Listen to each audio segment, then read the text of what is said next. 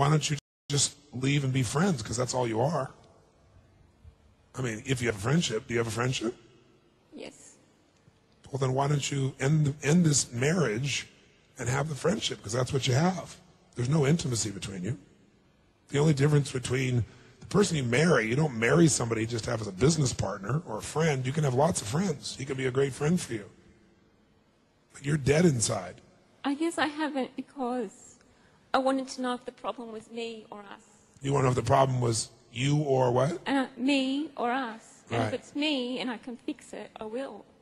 Oh, you will? Okay, well, let me just tell you, the problem's you. Because you're not telling the truth and you're not being yourself. And let me tell you, the problem's us. Meaning, he's not being himself and telling the truth either, is he? No. So everybody wants to figure out whose problem it is. Whose problem it is it's your problem. And if he was here, I'd be telling him it's his problem. Because you're both totally, you have two people you have no relationship because neither one of you is being yourself. So you both have these relationships with these fake people that you're pretending to be. So the fake people have sort of a relationship. I guess they're roommates. Robbins has now defined the problem as both Karen and her husband lying to themselves and to each other, pretending to be something they are not. His goal will be to get the truth about their feelings. How would you characterize the relationship? Well, like you said, we're just friends. We're just two people living in a house. So you're roommates. Yeah. You're mates. Is that convenient? Do you like him as a roommate? Yeah, it's fine, but it's not really fulfilling. No, it's not very fulfilling. So why not have him as a roommate and go find yourself a intimate partner?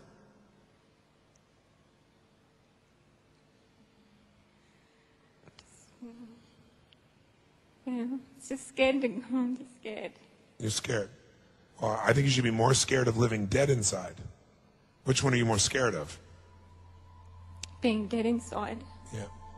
When Karen repeated that she was scared of the consequences of making a decision, Robbins said she should also be scared of the consequences of not making a decision, that she would be dead inside. In this way, Robbins changes the issue from the wish to die to the concern with being dead inside. What will he say when I talk to him? Oh, he's going to be surprised, obviously. Kind of liking that, I see. He will know what you're talking about. He will know that you're not having sex. Is he having sex with someone else? No, Are you sure? I'm positive. How do you know? Because he loves me so much. Karen is certain that her husband is not having sex with someone else, and she appears sad as she says that he loves her so much. It seems that she would like to leave the marriage, but feels obligated to stay for the husband's sake. Robbins could guess that the husband is either timid, emotionally absent, or emotionally dependent on Karen. In order to stimulate Warren to a more resourceful state, and in order to stimulate Karen to make a decision about her marriage, Robbins will exaggerate Karen's complaints about Warren so that they are impossible to ignore. Are you there, Warren? I am. Warren, I have your wife here. This is Tony Robbins. It is, yeah. She tells me you're a dickless pussy that won't make a decision. Well, yeah, sometimes. I said she tells me you're a dickless pussy who won't make a decision. Can I tell you? Can I decide on that later? Can you what about that later? Yes, that's right. It's true that you're a dickless pussy, you can't make a decision? Yes, it is. Why? When did you lose your dick? A couple of years ago, I think. What happened? Were you in an accident? No, just circumstances. Well, circumstances don't remove a man's dick. A man has to remove his own dick. Yeah, that's true. How did you do it? Basically not wanting to push the wrong buttons, so I backed off. Which buttons did you not want to push? I didn't want to bring things up from my wife's past and stir the pot, so I backed off so I didn't stir things up. Which part did you not want to stir up? Which part of her past? Well, it's a bit hard to say at the moment. I'm at work. Is there somebody around you? Yes. In fact, Warren is at a new job, speaking on the phone in the office of his new boss, who wants to know why he is receiving calls from Anthony Robbins. Can you come down here so we can visit?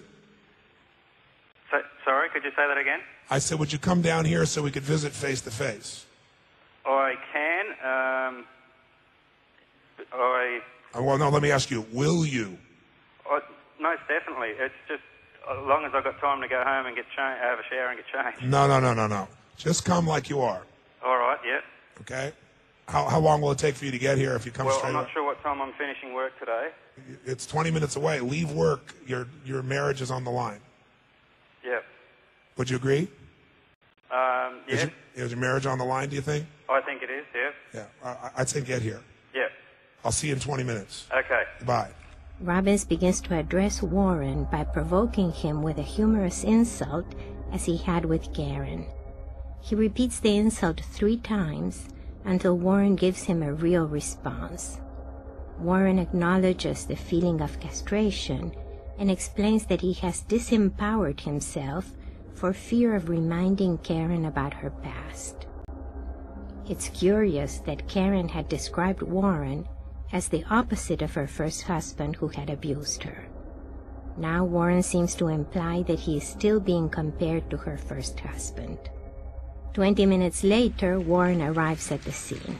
Come on down here, Warren. Ladies and gentlemen, we got Warren. Stand up, stretch, and give him a hand.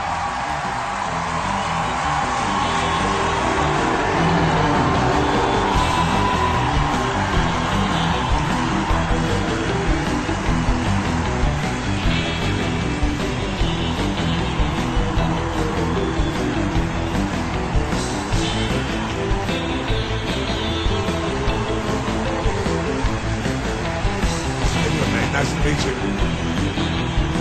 It's Warren!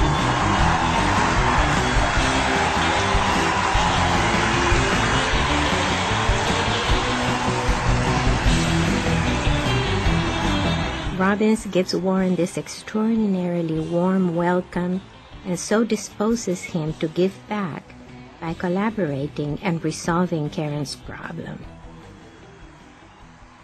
Now, Warren,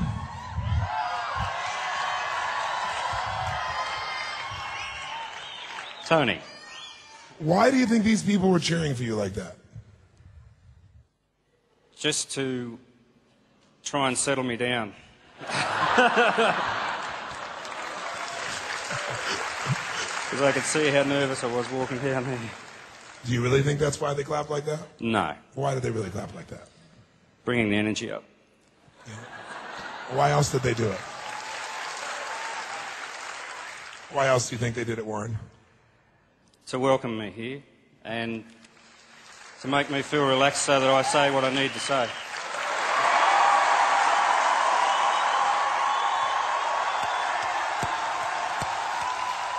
I think, honestly, I think there's another reason, too. They respect you that you came here.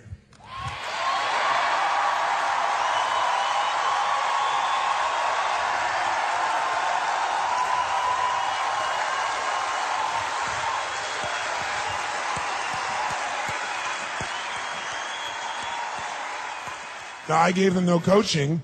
I gave them no coaching about what to do, so this wasn't guided by me, and they overheard our phone call. They were listening, obviously, when I called you, right? So the question I have is, would you invite your wife up here for us? Karen?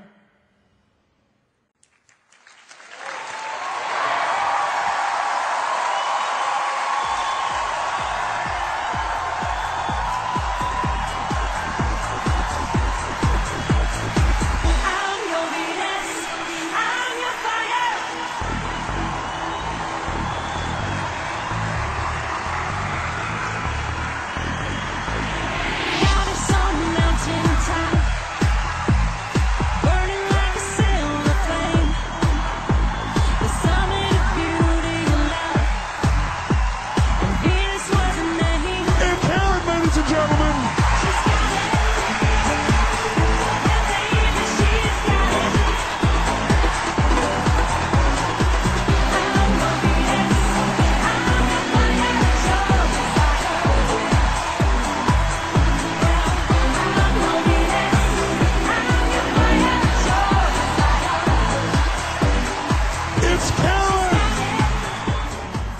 asking Karen to dance, Robbins makes her the star of the show, giving her the center of attention, elevating her mood, and interrupting usual patterns. Karen is now rewarded for being a carefree, spontaneous dancer rather than a sad, suicidal woman.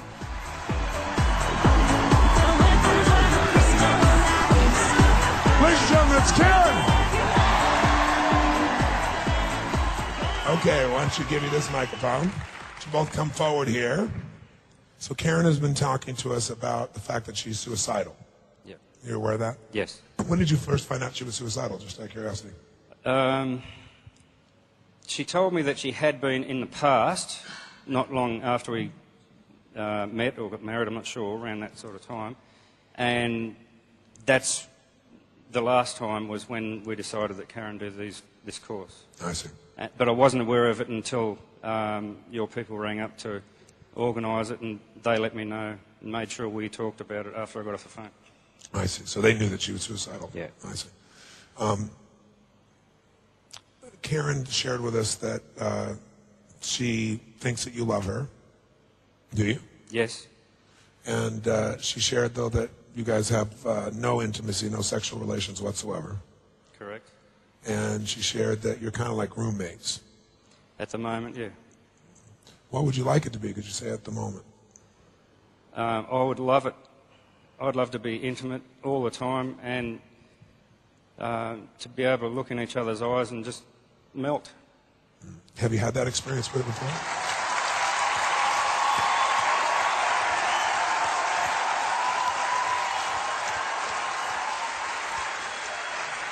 Have you had that experience with her before? Around the time we got married, yeah, and for a little bit after that. Yes. What do you think changed? Because I see the sadness in you and the sense of loss of that. I think a lot of it's I'd like to ask you one thing, Karen, if you would. I'd like you to look at him the entire time instead of looking down. And I want you to look at his face and his eyes, and I don't want you to break eye contact with that.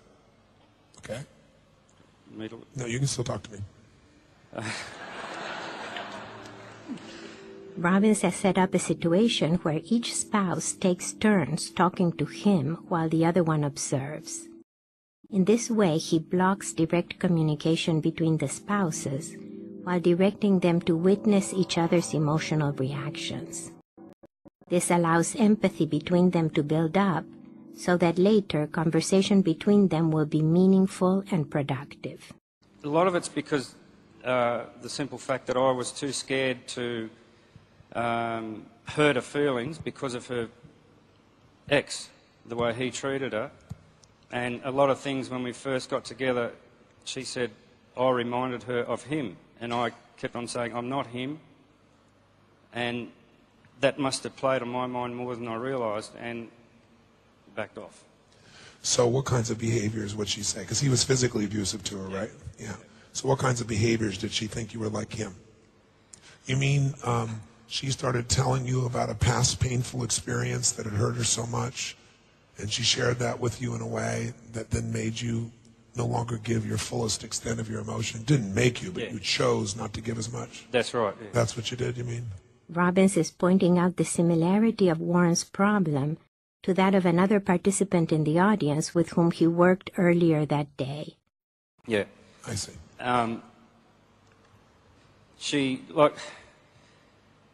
Because of, I felt she was fragile, which was, as I know now, was my mistake. Yes. And that's how I treated her. I walked on eggshells around her.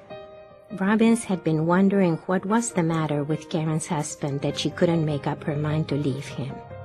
Now we know. When Karen unfairly projected the image of her ex-husband onto Warren, he responded by attempting to be what he thought was the opposite. He treated her as fragile, walked on eggshells, and tried to be extremely gentle. He expected for her to respond positively, even passionately. But instead she withdrew and became depressed. For Warren, the dilemma is that if he is his true self, he risks being attributed the characteristics of her first husband. On the other hand, if he tries to be gentle and kind, she is not attracted to him. This is the typical damn if you do, damn if you don't situation. In communications theory, it is called a double bind. A double bind is the simultaneous communication of two contradictory injunctions within the context of an intense relationship. Karen has been given Warren incongruent messages. If you want me to love you, be nice and gentle. If you're nice and gentle, I'm not attracted to you. Unable to fulfill either injunction, Warren has become paralyzed, and when he is in this weak state, Karen can neither feel passion for him, nor can she feel justified in leaving him. Robin's goal at this point will be to get Warren out of his paralysis and to restore his sense of independence and ability. If Karen sees Warren as a powerful, independent man, this will either reignite their relationship or it will make it possible for them to move on. I basically tried to be the nice guy. Yes. So when you became the nice guy, what happened to your passion? What passion? Did you have passion before that, though? I'd like to think so. Yeah. And about being the nice guy, what was it about being the nice guy that killed all your passion? I thought I had to be the nice guy, and I wasn't getting the passion I was looking for back. So you adapted to being just the nice guy. You are a nice guy, am I right? Or not? I hope so. How would you clarify yourself? What kind of guy are you? I mean, really, if she wasn't, if nobody else is around, what are you really like? I'd like to think I'm a nice guy, a normal guy, makes mistakes and tries to do the right thing. Someone who lives within a double-bind situation would typically have an apologetic manner. Since they are damned if they do and damned if they don't, they can do little or nothing to bring about a positive response. When Robbins asks Warren about his identity, he responds tentatively, as if the decision of who he is belongs to somebody else. Robbins will now ask for a time in Warren's past before he knew Karen, when he might have enjoyed himself without apologies. Do you have a dark side? I've got a dark past. Not as past. bad as a lot of people, but I did some bad. Dark is sometimes good. Yeah. You kind of enjoyed the dark past, didn't you? At the time, I thought it was really good. I thought I was tough. So what adjusted you from that dark side? Partly, I originally thought just growing up and starting to reflect on the pain I'd inflicted on other people. Yes. And I don't know, maybe someone did that to me and I've suddenly realised what it felt like. So I don't know. And but there were parts of the dark past that you gave up that are still important to you. Not sure. It probably is, but What's a part of the dark side that you used to enjoy, that honestly you miss, if you were honest?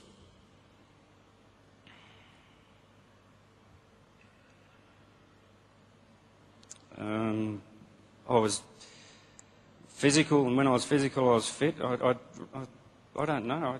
Well, what were some things you did when that dark side was there that felt good to you? Well, I was playing a lot of sport and excelling at sport, and